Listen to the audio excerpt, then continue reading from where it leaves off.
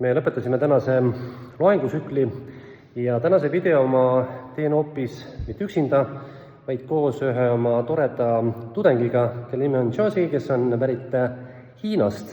Ja nüüd ma lülitan ümber inglise keelele. Hi Josie, what is your first thought and impressions about the course and about the personal branding itself?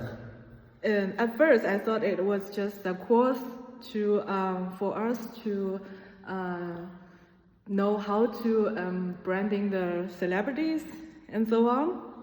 Did you find something suitable for yourself as well? Yes, of course. I found it's interesting and passionate, and to the things to find that I also have some strengths, and to focus on the strengths I have and to be authentic. If you can give one suggestion for the audience, what would be? I would say be yourself, be passionate about what you're doing.